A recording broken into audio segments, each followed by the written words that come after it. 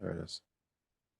Okay, so let's see. I think the one thing that we do need to get finalized is the protected by. That's the one outstanding thing before I can present to TC. And then once we move past that, then we can start talking about the guides.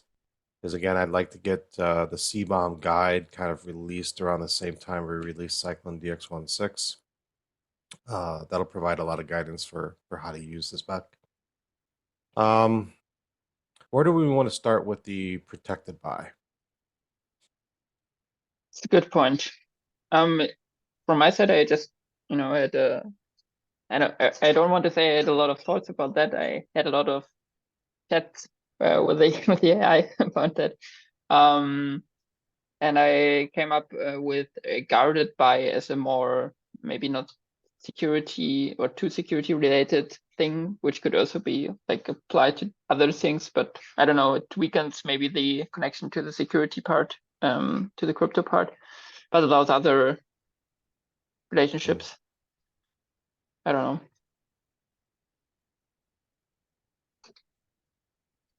Guarded by. Okay. But one thing is the naming, right? And then you also had, I think, Steve, you brought up if it should be protected by or protect, so the Right. direct relationship. Yep. Yeah, I think protected by, so this direction I think kind of makes sense for the use cases we discussed, right? Like we had some data, right, that is want to express that what crypto assets are used to protect, or let's say no, that the other direction. So for some data, how it is protected, right, by which crypto assets they're protected by, I think is more, yeah, more natural. Okay. Or guarded by, yeah, I think Right. both sound okay to me.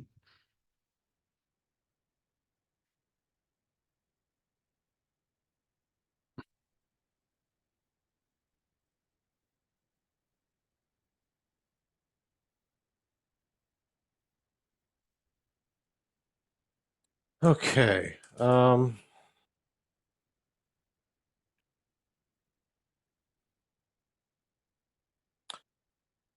Matt, what was your objections to um,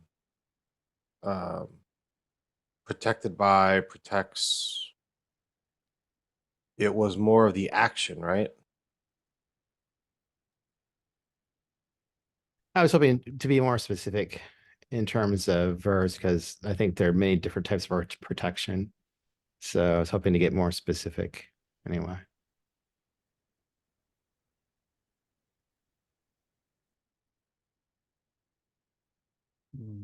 Yeah, it was about protection of, I guess, in a dependency graph.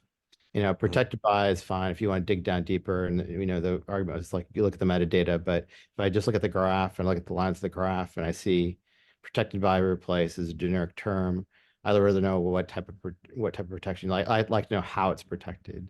And can be more specific. That's kind of where I'm at. Because like I was but at this today I'm not willing to. I want to get this to TC54, and I don't want to fight it, but I don't know if we're hit the bottom of a dry well and trying to figure out how to do it. But I just wanted to, I guess I just wanted to know why we didn't just plain say encrypted by or, whatever. No. I mean, in my view, it was more like the goal to be more generic. So then maybe less expressive right now, right? But to capture all kinds of protections, like encryption is one thing, right? The authentication is another thing. So there are a couple of protections, right? I hate seeing a precedent where we're too generic, especially in the domain of security. I'll just say that. But if we have encrypted by it, we need other terms as well, right? Yeah, but question is encryption. Yeah, I just like don't want to set the precedent where we set the bar so high it's meaningless.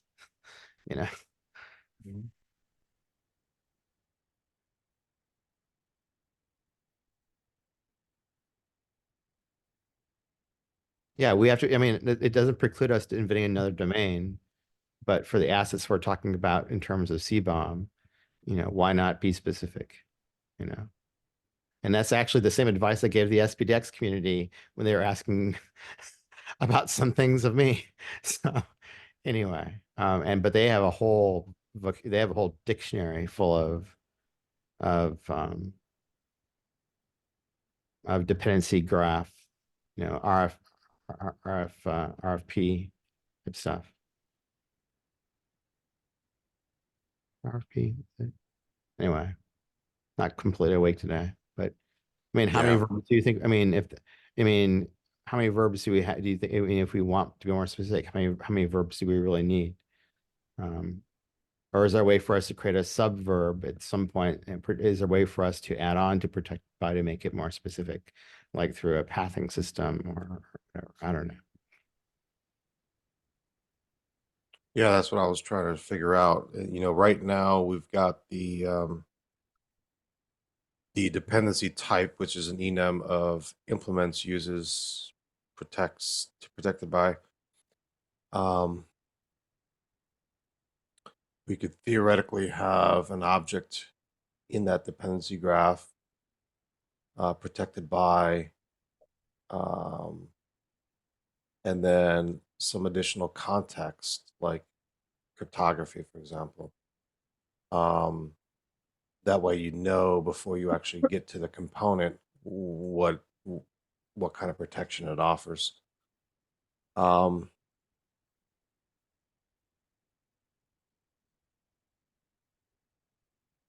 I mean, many months ago, I sent you the specification I wrote, which is adopted for by IBM for our activity tracker, as well as adopted for OpenStack. It's instituted there, as well as other products around the world, which we have a very robust vocabulary of action verbs, because in terms of auditing, you want to know what action is being taken by an auditor. It's very specific. And so we have like storage vocabulary, we have a security vocabulary, and it's not just one, you don't say protected by necessarily. You want to know specifically what was done. It's kind of like an assembly line. You could say everyone worked on this car, but you want to know who actually worked on the valves and the engine and the transmission, and you want to know who did the specific things, who welded, who did whatever. Right. Is that taxonomy that you were just mentioning, is that IBM intellectual property, or is that open? It's completely open. Yeah. So, but in terms, so if you have, it goes like to the bounce. The concept is if you have like we have a system called QRadar, which is an SIM, which is now going to turn towards AI. We have millions and millions and millions and millions of events per second coming in, and you need to parse through a vocabulary of actions or whatever. You need to have a better set of query criteria. So the question is, why just add a graph with just a three? We need to pave the way for more specific terms, and why not CBOM lead the way? Because I think security is one where we want to know specifics of what the interaction between components are. But like I said last week, I haven't even I've not had my coffee yet, and I won't fight it because I want to get this to TC54. But I think if we had a fallback plan to eventually turn this into something more specific than protects by, then I'm all for it. Yeah, I mean, I agree that at least there should be a path to be more specific, right? The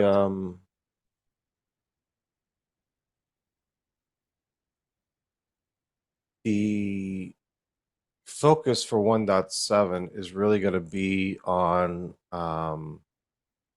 more architecture type stuff. So think UML, but a couple abstractions higher. It's really going to start describing what the application does. So I don't know if I mentioned this before. Apologies if this is a repeat, but it's kind of like the idea of being able to document, say, as an example, just a microservice, right? Data is coming into the application, it gets processed, and then it gets persisted. And if there's a vulnerability in that flow somewhere, we might be able to surface the fact that there wasn't any input validation before that processing step, right? So maybe that would be a way for the defender to then put in web application firewall rules as a temporary mitigation for whatever vulnerability that is. So in 1.7, we're going to be focusing a lot on what the application does. This, in my mind, kind of is getting there. It's a very small subset of what we're going to be doing. I have no idea how this is going to be implemented in 1.7 though.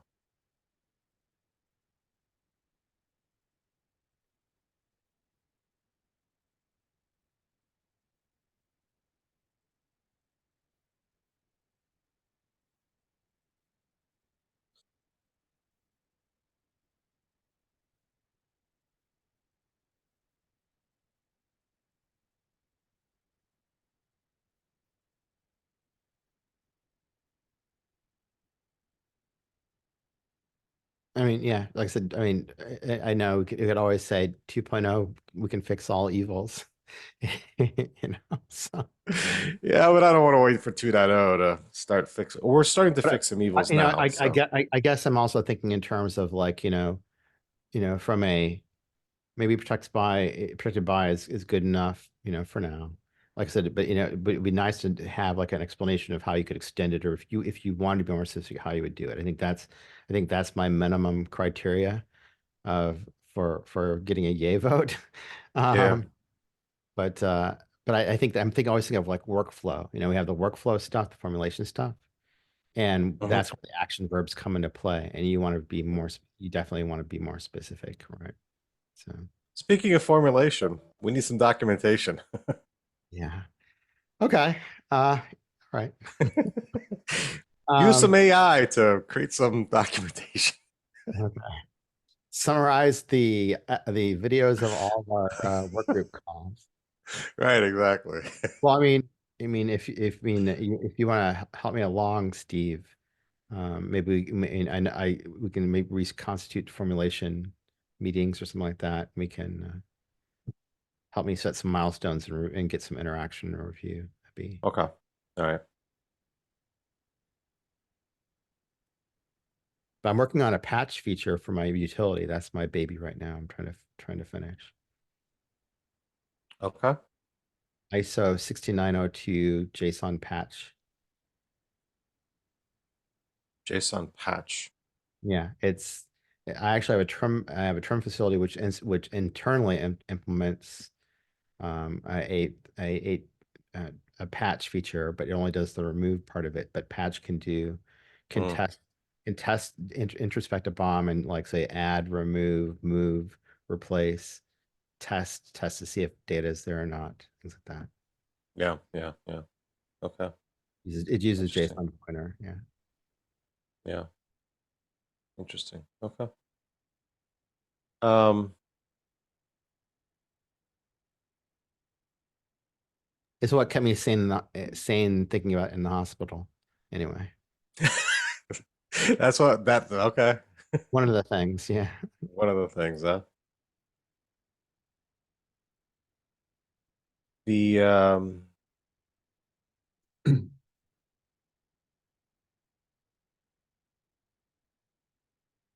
So would for a path to be more specific, would this like converting dependency type to an object be an option with some optional context?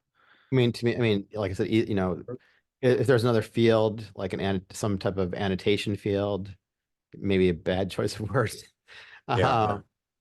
but something like that, some extra field to add more specificity. That'd be the cheap way to do it, I guess. Yeah.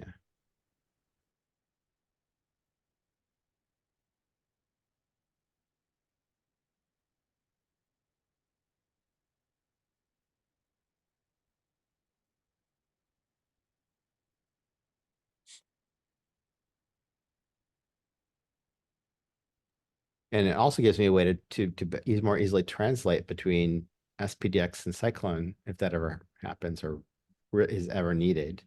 Oh, they're working on something like this too? Yeah, that's what I said. I commented a few meetings ago, and they went through a whole meeting of they have a whole they like I think we went through like 20 some 30 new verbs they're adding for around packages and archives and groupings and a whole bunch of stuff. And their vocabulary is gonna make ours look like, second, 2-year-old vocabulary. But they were talking about they were like reviewing all the directions, made all the directions made sense, and things like that. Is that kind of like tying to what we're doing for architecture, or are they doing something different? No, this is all about. I mean, this is a major continuance of this RDF concept. They've done this in other domains, might have gone beneath notice, but they're really getting into the depends. They're getting into like, who touched and who packaged, who archived, who downloaded it, who maybe zipped it up. They have like, Oh yeah. That's more of that's what they actually are really good at, being a body of evidence file Yeah, format. Yeah. But to me, it's basically that just describes the edge on a graph, and that's what we're starting here. We just need I think we need a more robust way to describe those edges. So if someone was ever to do a RDF graph, or not to say we want to be a common RDF, but we're creating a graph. So if we want to compare edges, our vocabulary would look very cavemanish, or crude, basically. Just have a way to extend it or make it more, allow it for growth, allow it to have growth.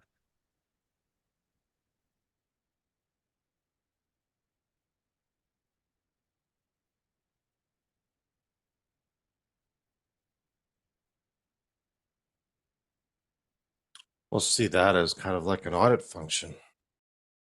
Yeah, and that's what I was saying earlier. It's tied to audit. I mean, especially when you translate to formulation. Right.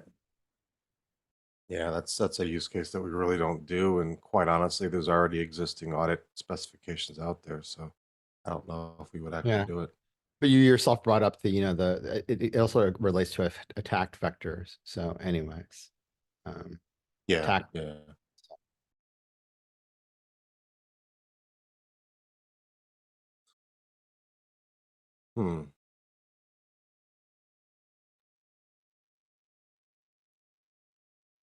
But if there's no easy way to add a field or allow extensibility, like I said, I've spoken my piece this week and the week previous. So anyway. Yeah, no, we're just trying to, brainstorm and try to figure out the best path forward. I think, it's a valid point, Matt. So What about maybe adding a reference to an external kind of JSON object that is not part of the schema as a kind of edge description? Would that be an option? like just a text field? I mean, I would say people just add a text field as just an annotation, and annotate it in line. That'd be the easy way to do it. The more robust way to do it, which is always encouraged to add I hate to say it, but add properties that allows infinite extensibility. Yeah. Do we have properties as part of I don't think we do as part of the dependency object today, do we? I don't think we do. No, we don't, but that would be the best solution because that gives us infinite extensibility for anything we want. So does your taxonomy, Matt, already cover security related verbs like encryption and others? Not yet, but we can do that. Yeah, I did mainly we covered there's some basic stuff in terms of security, but mainly it's around interaction with any type of cloud resources, including business resources and some higher order resources. It's one that we developed, with lots of other companies. We try to keep the, so yeah, but it is extensible. Come to think of it, but I haven't touched it. I haven't touched it in many years. Yeah, we'll never go down the RDF path. There's too many government environments that would never work in. Yeah, so it's based on a cloud eventing standard, and the principles are the 7 Ws: what, when, why, how, where, on what, and to what. So all those things are captured in a very concise way in terms of a auditable event, Yeah. basically. Yep. The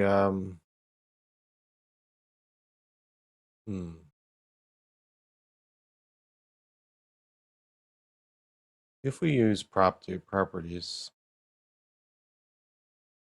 yeah,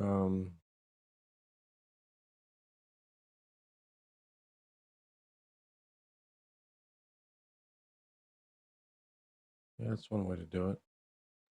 I mean, I would always vote for property because it allows me to do anything as a creator, and Right. that's the primary reason why I wrote my trim function last November. Is we trim off all the crap properties we get from all the SCA tooling. You know, I'm serious. Oh, I know you are. I've seen it. Yeah. I've seen it. I've also seen that most conversions between SPDX and Cyclone are just blatantly wrong.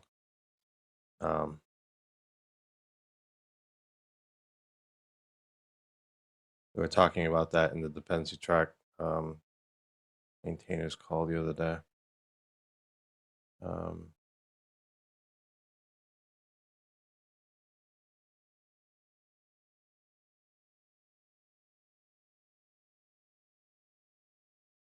So I think we'd have to write our own converter because there's literally nothing that will work out there that I've seen that actually does what we would consider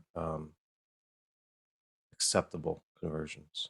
That's on my path for when I grow up, or my tool grows up. But like I said, the our work on the other stuff, I have Yeah. like questions. I have questions in that as well. But yeah. Yeah, it goes back to like, the Cyclone DX CLI tool, like, has a bunch of, there's like a lot of conversion properties that are captured, and it's because of all the imperfections. And that's another reason we wanted a trim as well. Because none of the people care about how it was converted. They just have to inherently trust it was converted properly. That's the problem, because the properties, that are appended at the top level metadata are meaningless. Right. Yep. Yep.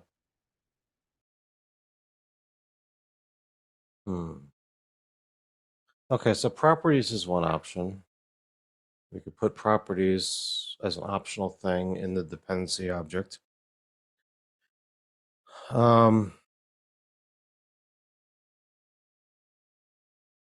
And if we did that,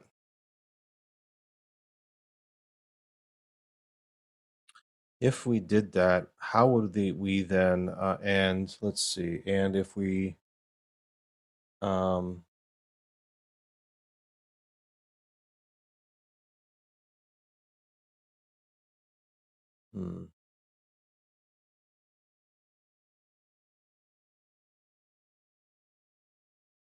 would we leave the protected by in there as is?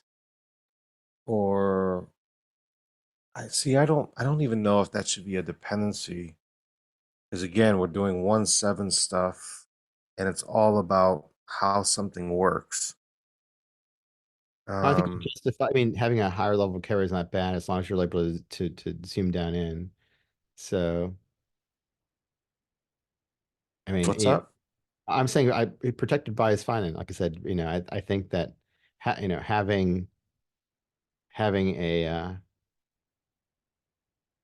a Spanish 101 vocabulary, conversational vocabulary is great, but when you want to if you want to get scientific, I was trying to explain this. So here's my weird story. So like I took Spanish. I scored really highly on my national Spanish exams. I tested out of Spanish into college. I was the president of the Spanish club. It was all conversational. And I had to, I got a $12,000 swimming pool. I put it in my pickup truck and dumped it. I had to put it together myself in my backyard a few years ago. I had no help. And I had a guy who said, I can lend you this guy. He only speaks Spanish for a week to help you put the pool together. And I could talk to him. I could say, hey, how's it going? And all that stuff like that. But, I could not, we came to technical stuff. I did not have the vocabulary. And that's what I'm saying. Bolts and that sort Yeah, of thing, right? and I couldn't name any of the tools, and I couldn't say measure, and I couldn't say, whatever, Yeah. level this or whatever, or all the things that I had. So I'm saying that that's the thing. It's like, that deeper vocabulary, we need a path to that deeper vocabulary, you know.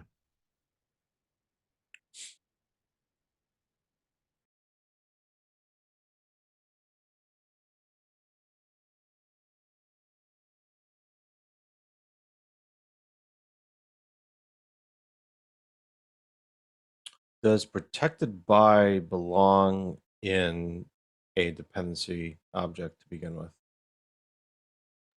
I know it's something we want to represent, but does it belong in a dependency object? I think that's the right question to ask. And that goes back to, if I look at the dependency graph, what's my use case? Unless you have, I think you have to have, if I, like, that was what I was trying to say. If I have a tool that just looks at the dependency graph and everything depends on and I think that's what SPDX community is trying to address with the RDF stuff, is they're trying to create, a vocabulary. If you just look at the graph, you have a better understanding of how the parts interact. And then when you zoom in, how do I get to that next level of information?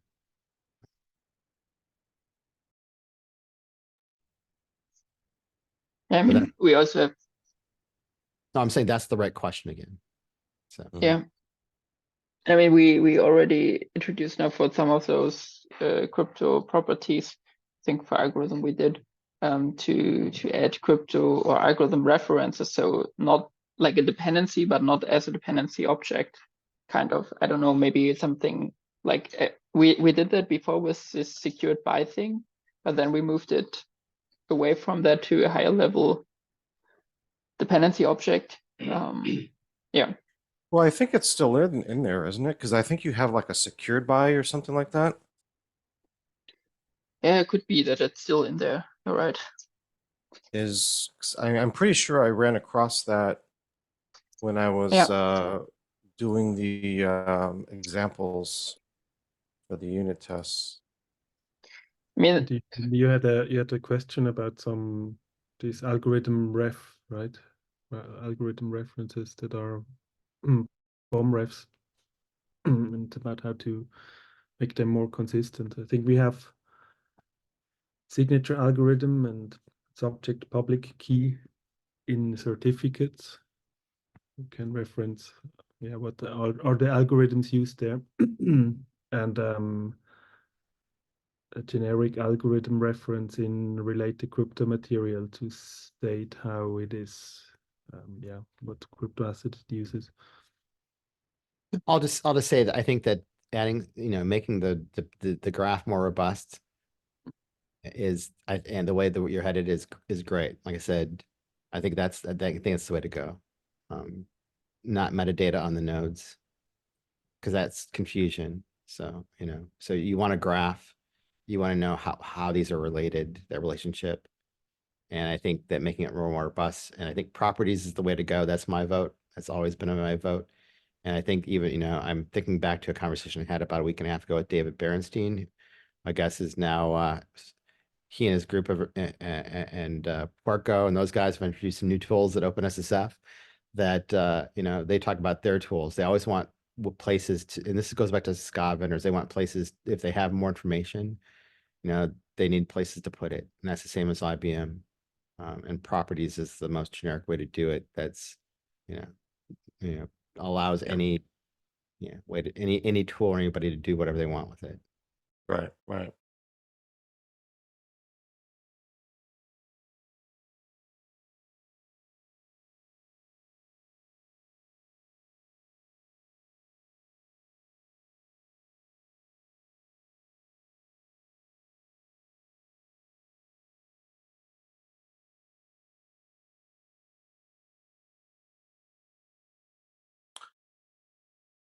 What does the secured by, so in related crypto properties, related crypto material properties, there is a property called secured by. The description reads the mechanism by which the cryptographic asset is secured by. We should probably make that a little bit better description for one. And is, well, what do we want to do there? I think it was related to when we wanted to express that a key, for example, is secured by an HSM or something like that. Yeah. Oh, okay. Yeah. I think I saw that example. Okay. All right. And that's a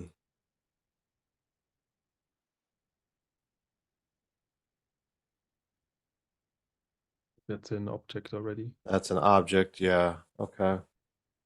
It's just a has a mechanism, which is a string like HSM, and then an algorithmic bound ref. Okay.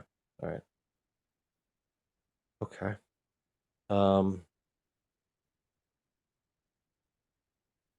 So is the path forward then to remove protected by and add properties? Is that what we're doing? Or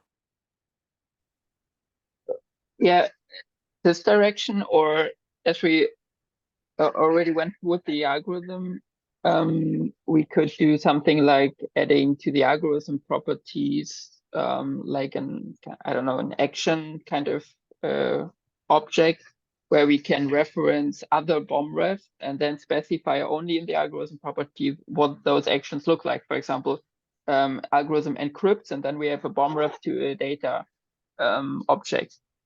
It's then not on the dependency level, like you can't see this relation then from the dependency graph, but if you parse for the actual crypto functions or like those properties, you would see that. And it wouldn't change anything on the outside, it just lives internal in this crypto domain, I would say. okay. But then we would also need a vocabulary there for the encrypt, authenticates, and yeah, and then yeah, I mean that's an option. But if we follow the protected by approach, the properties would need to be in the data, right? Right. Which is more natural then. Yeah, I'm thinking at this point, I'm thinking about adding properties to the dependency object. Removing, I know we want to support this use case. It might just be too early to do it. Removing the protected by support and then waiting for 1.7 to add it back in, because that's going to be one of lots of different actions when you're describing like the design of something and what something does. That's one of hundreds of different possibilities. I think that is That's that is a logical conclusion as well. So okay. I think it goes back to Dave, like it goes back to it goes back. So if we can articulate the use case and build a fuller vocabulary at this time, let's not just defer it, but let's see how people start using it. And then we'll have more information gathered after 1.6 is out for a while. And Yeah. Do you want do you want to be part of that when we start doing 1.7, Matt? Do you want to be part of that design and what we're framing as blueprints discussion working group? always. Okay. I figured as much. All right. All right. So let's do that. I'll make the changes to add properties to the dependency object, remove support for protected by for the time being. And that way there's kind of no question in terms of like use cases and stuff like that. And then we will add back in for 1.7 the protected by along with a bunch of other stuff that we're going to be doing. Okay. All right, let's do that then. Going back to the descriptions of some of these things, I,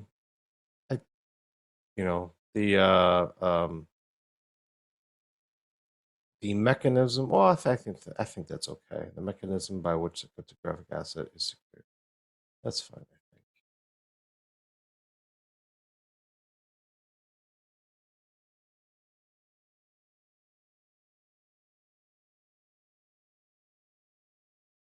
There were a few inconsistencies, like with the ref.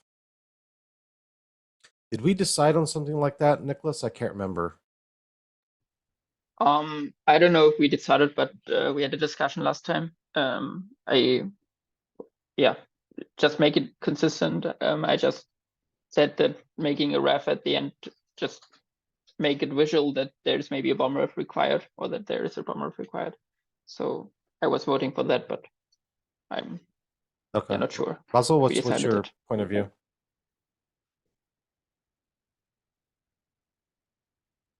I think you're on mute. I'm sorry. Yeah, so the question is related that we have different properties that reference bomb refs to crypto assets, right? Like Yep. And yeah. like, I think one of them has like the algorithm ref has the word ref at the end, and there's a couple others that do not. Yeah, I mean, I commented on the pull request that yes, I mean, making did. it more consistent would be useful. Yeah, I'm not sure about how to do it, right? I think you, like Nicholas, you mentioned to add bomb ref to the name or of the property, or to. I was just going to put the word ref afterwards. Yeah. To be consistent. Yeah, makes sense to me. Yeah. Yeah, just I mean, also reading it now, signature algorithm, subject, public key. It's not obvious, right? If you read it, that these are references. So yeah, I agree. Adding Right. a ref there would make sense. Okay. I will do that as well.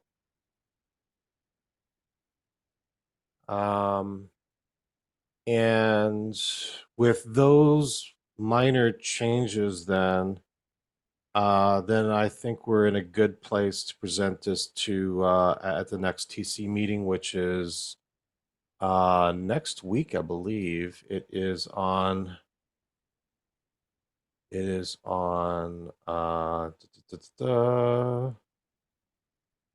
well, it's this time next week, actually. Ah, that reminds me. I got to figure out how I sign away, make sure we sign the thing for the whatever the intellectual property. Oh, the royalty-free thing. Yeah. I sent a note out and I didn't see where that thread went. So anyways. Yeah, I've got to follow up with my lawyers too. So, well, the ServiceNow lawyers, not my personal lawyers, obviously. Yeah.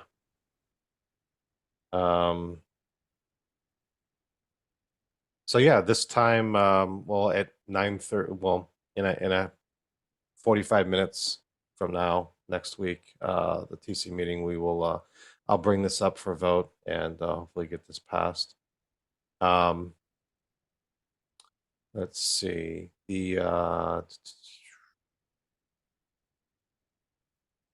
I think that's it, actually. Now I have updated the test cases. I think there's two different test cases that are part of that pull request. One is just a very, well, actually one I'll have to change because it uses protected by. So I'll just pull that part out of the test case. But it's a very simple thing where, an application uses a crypto library. The crypto library implements an algorithm. Very, very simple use case. And then the other test case that I have is just the entire kitchen sink. And it's just meaningless kind of data in there, just to kind of ensure that all the individual properties for all the different sections of CBOM, all that's being stressed. So, but we will have to upgrade like real world examples for the guides. Because I noticed like the IBM CBOM spec, right? That's obviously only relevant to that particular fork. We need to upgrade all those examples to what the current version of the spec is, and start outlining what it is that we want to talk about in terms of a guide.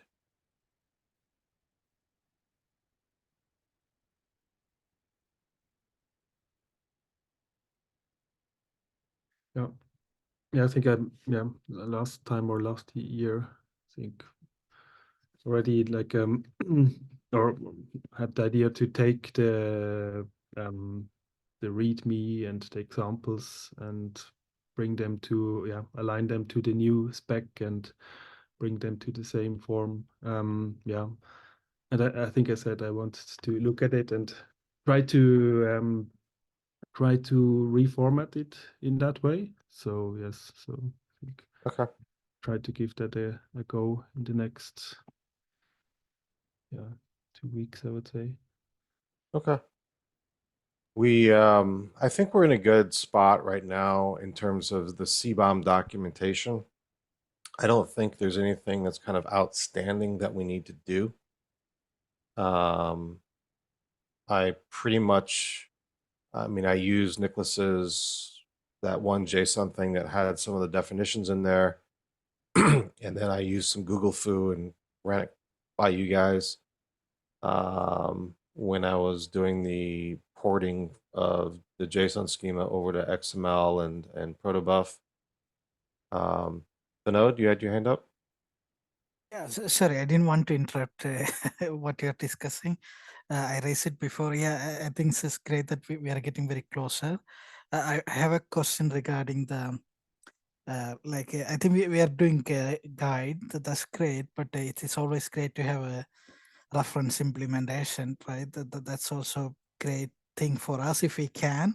And I know that in the early version, IBM did a implementation with the dependency track. And is there any plans for IBM to do the new 1.6 support in dependency track? And if you're doing it, is it possible for you to contribute to the upstream? And can we align that? And I think if we can do that, that will be very great in terms of marketing and everything, like for both Cyclone DX 1.6 and a reference implementation in dependency track as well, and encourage other projects and vendors to adopt as well, right? So I'm not sure if I complicate everything, but sorry. I didn't mean to do that, but it's just a thought process, and I really don't know. Sorry, apologies, I was late to join the call, and also I missed some calls before. I don't know if this topic was discussed before. What is IBM's plans around contributing CBOM implementation to dependency track? Well, it's a good question. Good point. So I think currently we stopped continuing developing the dependency track instance further. So it is still on the stand that I demoed at the beginning. I think from a conceptual point of view, we had some ideas where we want to go with the tool. I wouldn't say it's the cleanest code that was written here, so I don't know if it's directly produced for upstream.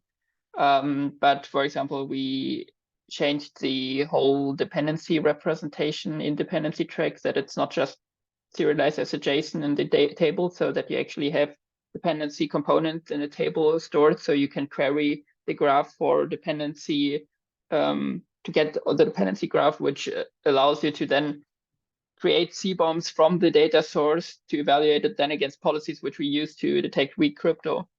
I don't know if that's the use case Dependency Track wants to go in that direction, but if so, then we could have a discussion there how we did that, and if there's some reusable assets there. But I don't think that we will.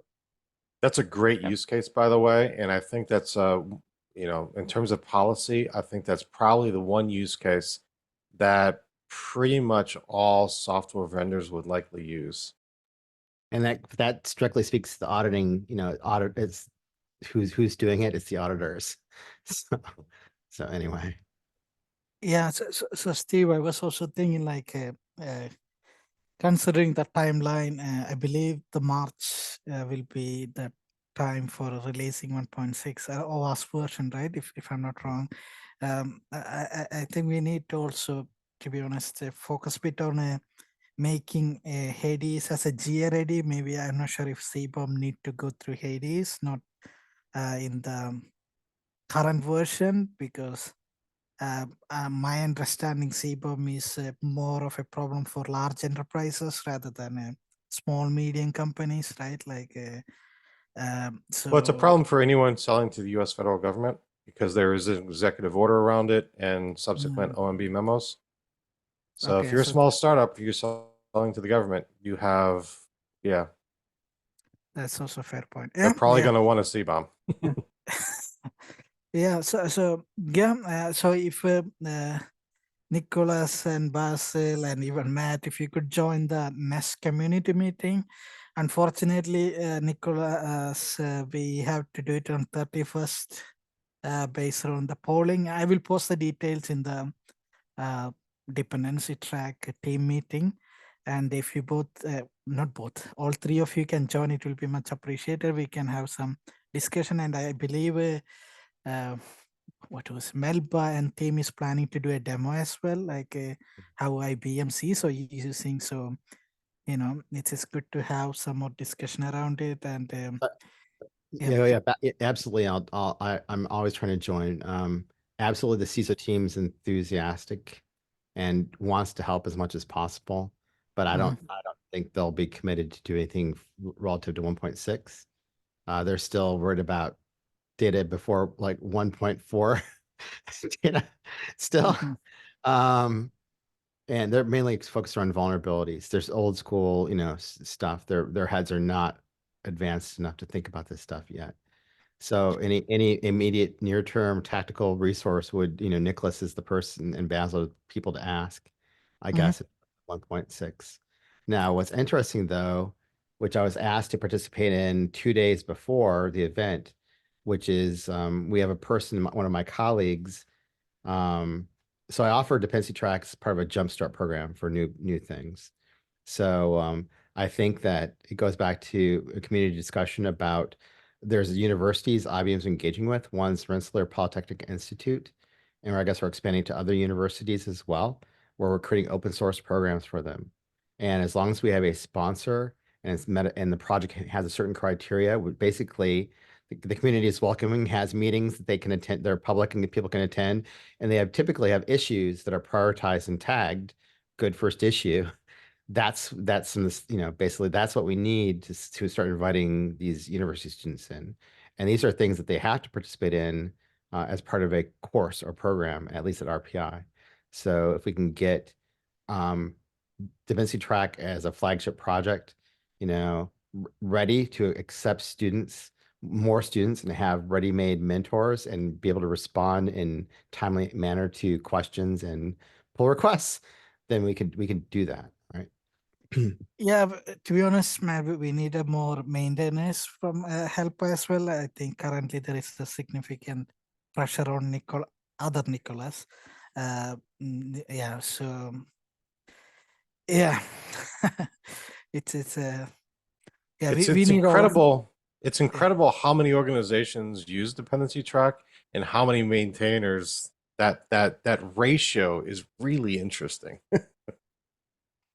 And it goes back. Yeah. I mean, I fundamentally, I think it unfortunately goes back to the long-standing debate now of funding. We need, and like if you like to my favorite project was Tecton when it came out, was spawned from Knative, and that suffered the same problem. As soon as Google pulled the plug on a Department of Security people, it's got no maintainers.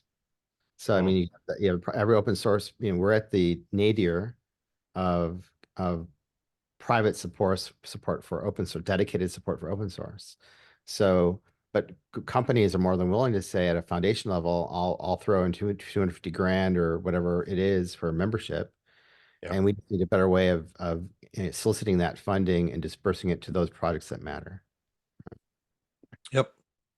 Yeah, I think organizations generally need to do more responsible and sustainable open source, right? Like that's a big problem with every private and public organization, to be honest. Like, yeah, they like to be leechers in the ecosystem and fall for the bystander effect, like, and eventually the project and them will suffer. Like, yeah.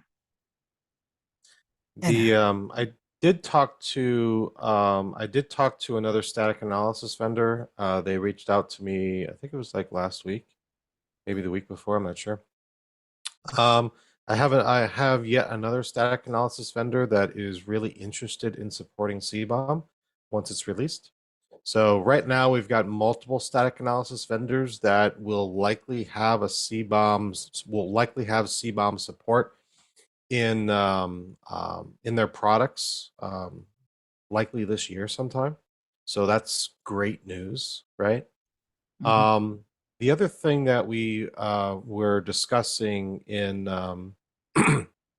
in the dependency track meeting prior was really the collection of metrics, right? With the tens of thousands of organizations that use dependency track today, we're not collecting any metrics other than, right, how many components are represented in Cyclone DX like every month type thing. There's a lot of other kinds of metrics that we are interested in collecting, Cyclone DX versions, for example, as well as the type of data, not the data itself, obviously, but the type of data, so that we can start tracking, well, how many, what's the percentage of organizations that represent hardware or services or ML or cryptography type assets in their bills of materials. And obviously we're starting from zero because the spec, the IBM part of the spec works, but in terms of a Cyclone implementation, we're starting at the ground floor, so there's going to be zero adoption.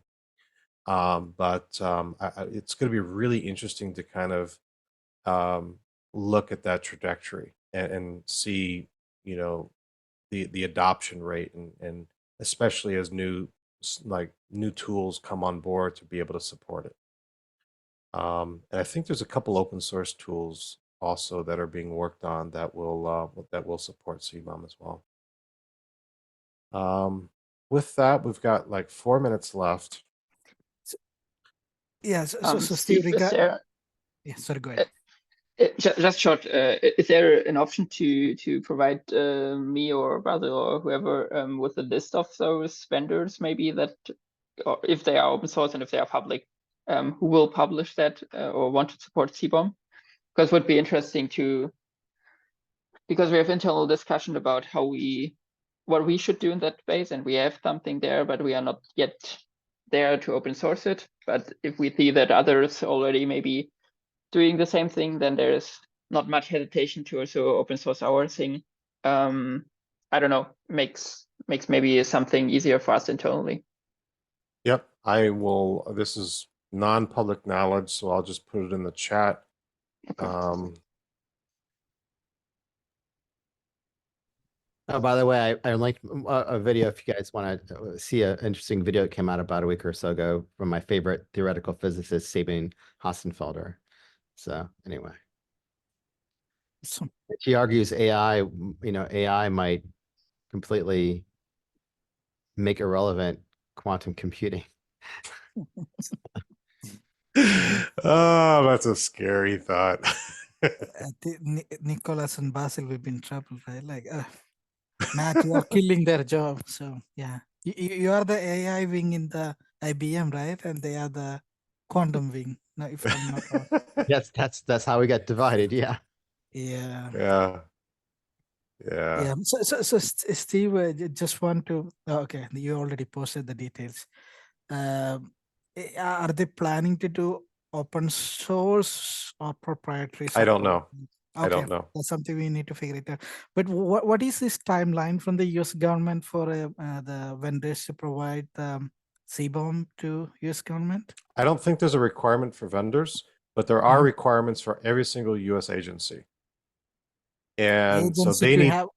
Mhm. yeah. So that means that anything they develop internally and everything that they procure, even though the procurement requirements are not formalized like SBOMs, they still have a requirement. So there is a And NIST lays down the timelines in terms of what algorithms you can use when. What's the deprecation timelines, and when is the timelines in terms of products that absolutely can't support a certain algorithm. So there is a huge value for dependency track also then, so government Yes. agencies can use So not just the CBOM generation, but CBOM inventory. It's one of these things where, you know, it's one of these things where the market doesn't really exist today, but chicken and egg, you know, we're coming with the spec. We're also going to be coming with an implementation via dependency track. You know, this is going to, you know, a bunch of new things, tools and other things will emerge that didn't exist last year, Mhm. right? Mhm. So it's a brand new market, really, and it's obviously related to SBOM, but it's not. Mhm. Yeah, just one, should we, I don't know if you have already like some distribution list, like a CBOM team or something like in Cyclone.org and trying to, I think, I don't know if you need to do more proactive reach out as well, like for the, you know, some vendors, and also we can all in sync what is going on. And Yeah, we can talk with Kayla about that. I'm trying to sync up with Kayla here in the next couple of weeks, because that's a valid point. All right, we're at time. I'll go ahead and publish the recording and make those changes. So appreciate all the feedback, appreciate all the contributions, and I'm looking forward to working with you all on the examples and getting the guides kind of started as well. So with that, have a great rest of your day, and I'll talk to you soon. Thank you. Bye bye. Bye. Right.